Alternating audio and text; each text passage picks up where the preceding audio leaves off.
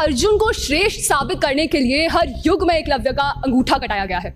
अंगूठे तो आज भी कट रहे हैं और अब द्रोणाचार्यों ने दुर्बलता को कानून बना दिया है। आज के कोचिंग संस्थानों ने गुणवत्तापूर्ण शिक्षा को हर नागरिक के मौलिक अधिकार से एक विशेष अधिकार बना दिया है। चिंतित माता पिता की नजरों में ये कोचिंग संस्थान पैसा छापने की मशीन बन गए हैं, जो छात्रों और अभिभावकों की असुरक्षाओं पर गिद्ध दृष्टि लगाए हुए हैं। भारत के हर एक गली में आपको एक ना एक कोचिंग के होर्डिंग जरूर दिखेंगे। जय साथियों, जैसा कि आप वीडियो में देख रहे हैं, ये वीडियो राजस्थान विधानसभा की है। जब बच्चों को मंत्री बनाया गया था तो उस टाइम बच्चों ने ऐसे भाषण दिए कि विधानसभा में जितने भी मंत्री थे देखते ही रह गए। बच्चों ने वर्तमान काल की जो शिक्षा प्रणाली है यानी एजुकेशन सिस्टम है उसको खराब बताते हुए उनकी 12th का क्या, उन्हें अपनी सिलेबस में रीजनल लैंग्वेजेस भी ऐड करना चाहिए। The coaching centers have unplanned schedules with the students studying for 18 hours a day, 7 days a week with no time for leisure. Psychology के हिसाब से a student cannot study for 18 hours a day without going into depression, which can eventually lead him to suicide and feel lonely. Government को coaching centers के लिए एक time table schedule करना चाहिए।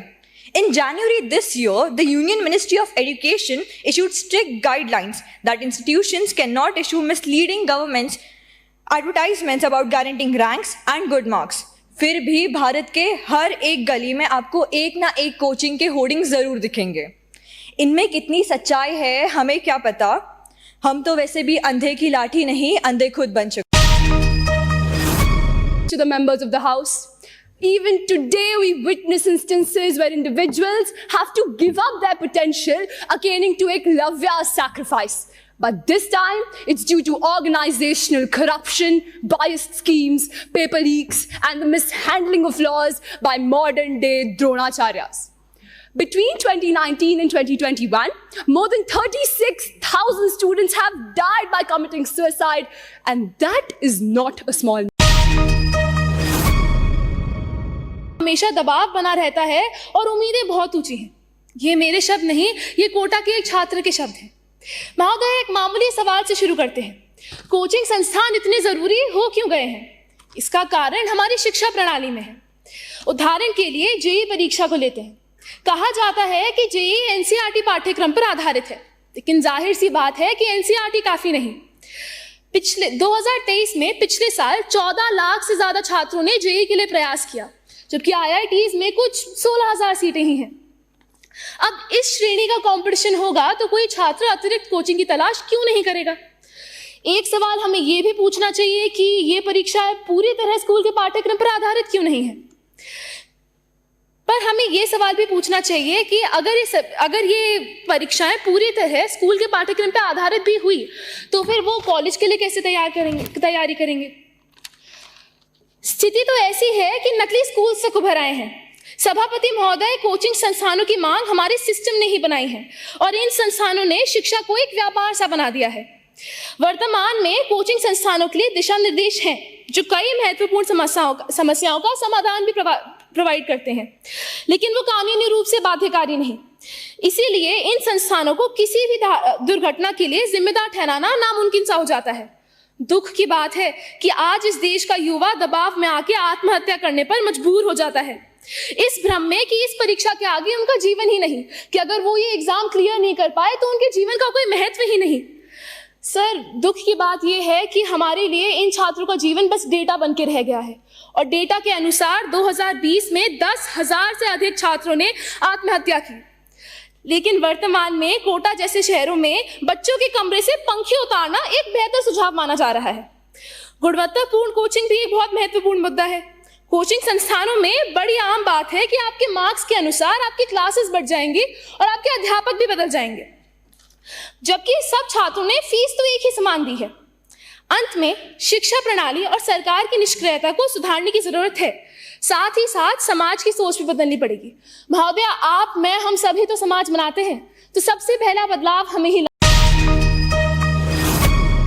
के कोचिंग संस्थानों ने गुणवत्तापूर्ण शिक्षा को हर नागरिक के मौलिक अधिकार से एक विशेष अधिकार बना दिया है। चिंतित माता पिता की नजरों में ये कोचिंग संस्थान पैसा छापने की मशीन बन गए हैं, जो छात्रों और अभिभावकों की असुरक्षाओं पर गिद्ध दृष्टि लगाए हुए हैं।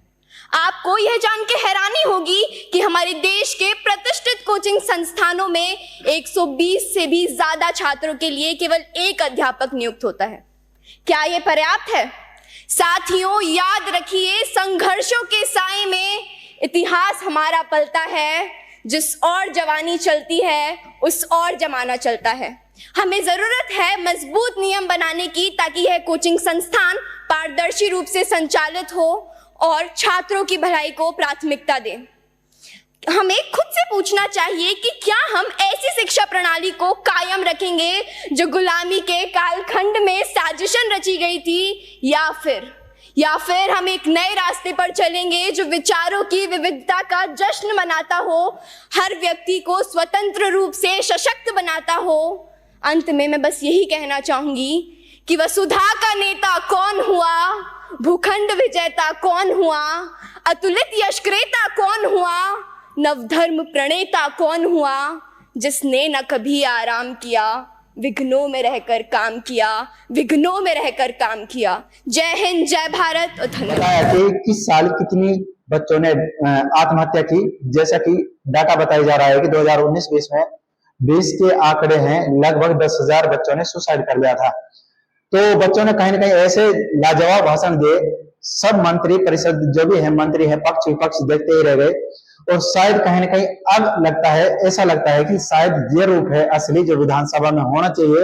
इस तरह सवाल कठोर यानी कड़े सवाल होने चाहिए, जिनको सामने वाले को देखकर लगना चाहिए, जो भी सरकार में उनको लगना चाहिए कि हाँ, ये कुछ करने लायक हैं। और जिस तरफ भारत के, हिंदुस्तान के नौजवान जाएंगे, उसी तरफ कहीं ना कहीं देश भी उसी तरफ जाएगा।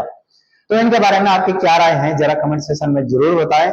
और वीडियो कंप्लीट देखें, वीडियो शुरू से एंड तक देखें, किस तरह बच्चों ने एजुकेशन सिस्टम के बारे में बताया है और किस तरह बच्चों ने विधानसभा में जितने भी पक्ष और विपक्ष बैठा है उनके सामने अपनी बातें रखी हैं और सब देखते ही रह गए। मैं राहुल दास, आप देख रहे हैं LI02 और मिलते हैं अगले वीडियो में। शुक्रिया, धन्यवाद।